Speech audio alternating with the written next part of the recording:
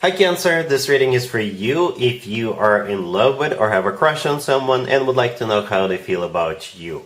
We'll have two spreads in this reading. In the first spread, we'll try to see if they feel the same way about you. Then, in the second spread, if the feelings are mutual, we'll see the potential between you and this person. Or, if their heart is with someone else. In the second spread, we'll see who is coming towards you in the near future. Please like, share, and subscribe to support this channel. Alright, Cancer, let's see what's going on here. We have the Lovers clarified by the Three of Wands and the Chariot. We have the Ace of Wands clarified by the Two of Swords. Then we have the Ace of Cups clarified by the Two of Pentacles. And we also have the Six of Pentacles on the bottom of the deck. You could be dealing with a Gemini or pretty much any zodiac sign. Any zodiac sign. We have every single element on the table. And wow, Cancer, just wow. I don't think I've ever seen a spread like this. Somebody here, either you or them, definitely has a choice to make. Alright? For some of you, if you didn't know, this person could be dealing with two people and you're one of them. And I think they're getting ready to choose you. That's what it kind of looks like at this point. But for most of you, I think this is you choosing between two people. At least two people. There's definitely a choice, right? We have four cards on the table that could be interpreted as cards of a choice, right? Not one, not two, not even three, but four. All right, four of them. Okay, the Lovers, the Two of Swords, the Two of Pentacles, and the Six of Pentacles are those four cards that could be interpreted as card of a choice. We actually start with the Lovers, which is a card of a choice.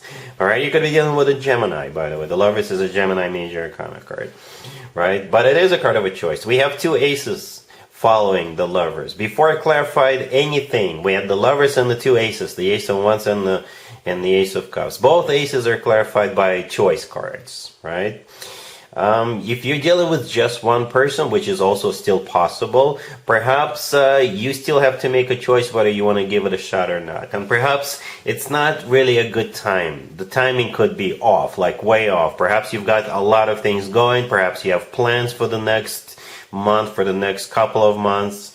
And here comes this person and you're like, oh my God, I know I have a busy schedule. I know I have to do this. I know I have to take care of all these things. You have a lot on your plate, but this person is so amazing. I don't want to miss out on this opportunity. Perhaps in order for you to get with this person, you will have to adjust your schedule, adjust your future plans to fit to pencil them in.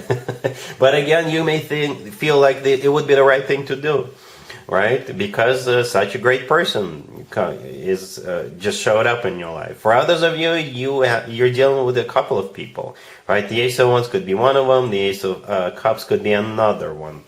The Lovers is clarified by the Three of Wands and the Chariot. The Chariot is your major arcana card, right? That's you. So for those of you, if your person is choosing between two people, then I think they're thinking about choosing you, moving forward with you. I don't know if this is music to your ears, but it happens. It's life. But again, for most of you, that's you who is having to make a choice. The Three of Wands, sandwiched in between the Chariot and the Lovers, is a card of somebody who made up their mind, somebody who made a decision, and this decision is final. After that, there is no turning back. Okay, so that's what we have so far. I don't know if I've ever seen a spread like this, Cancer, but it's here. It is here. Let's take a look at the potential. I'm not going to be asking for a potential between you and a particular person. I'll just ask what happens next.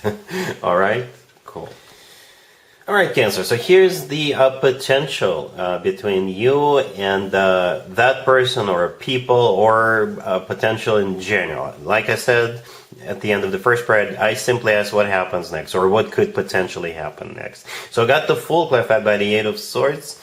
We have the King of Wands, the Four of Wands, and the Ace of Swords. We do have a court card here, Cancer. We do, the King of Wands. Alright, so it could be a fire sign. Aries, Leo, or Sagittarius, or somebody with a lot of fire in their chart. If they're not a fire sign, this person is very fiery and passionate. They could be like a leader in a community. Somebody who is easy to get up and go, right? And the first card that came out is the Fool. And it's the only major arcana card that came out. The Fool is an Aries major arcana card, right? Aries is a fire sign. But at the same time, the Fool is a card of taking a leap of faith, taking a risk, just jumping head first, just doing this, just going for it.